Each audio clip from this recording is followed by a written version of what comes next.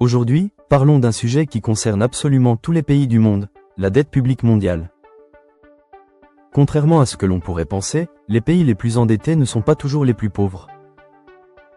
En réalité, le paysage mondial de l'endettement est beaucoup plus complexe, contrasté et parfois surprenant.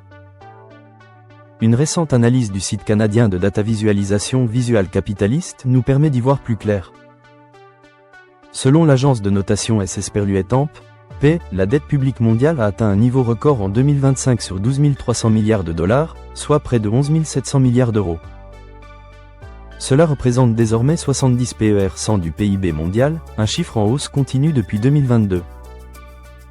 Les données du Fonds monétaire international montrent que 84 pays affichent aujourd'hui un ratio dette publique sur PIB supérieur ou égal à 59 PER 100. Cette cartographie, rendue accessible grâce à une infographie interactive de Visual Capitalist, permet de comparer très rapidement la situation financière des États à travers le monde.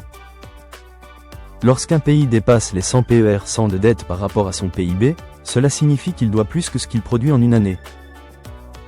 En 2025, 23 pays sont dans ce cas. Deux d'entre eux attirent particulièrement l'attention, le Japon et le Soudan. Le Japon affiche un ratio impressionnant de 229,6 PER 100, tandis que le Soudan atteint 221,5 PER 100. À première vue, ces chiffres semblent comparables, mais la réalité économique est totalement différente. Le Soudan affiche un PIB d'environ 36 milliards de dollars, avec une croissance de 3,2 PER 100. Le Japon, lui, reste l'une des plus grandes économies mondiales, avec un PIB proche de 4 300 milliards de dollars, malgré une croissance plus faible, autour de 1 PER 100. Cette comparaison montre une chose essentielle, un niveau d'endettement élevé n'est pas automatiquement synonyme de fragilité économique. Le Japon bénéficie de la confiance des marchés, d'une monnaie forte et d'une capacité à financer sa dette à long terme. D'ailleurs, face à l'inflation, le gouvernement japonais a récemment annoncé un plan de relance massif de 117 milliards d'euros, preuve que certains pays peuvent encore utiliser la dette comme levier économique. En Europe, la Grèce reste le pays le plus endetté, avec un ratio de 146,7 PER 100, bien au-dessus de la moyenne européenne. L'Italie suit avec 136,8 PER 100, un chiffre néanmoins en amélioration par rapport au pic atteint en 2020. Du côté des États-Unis, première économie mondiale, le ratio atteint 125 PER 100 en 2025. Selon le FMI, cette dette devrait encore augmenter pour atteindre près de 129 PER 100 dès 2026, conséquence de politiques budgétaires très accommodantes.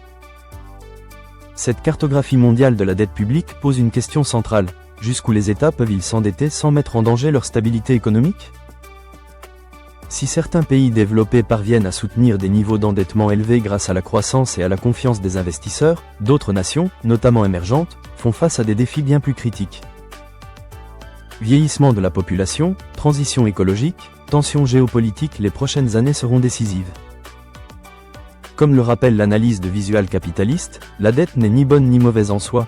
Tout dépend de la manière dont elle est utilisée et de la capacité des États à créer de la croissance pour la rembourser.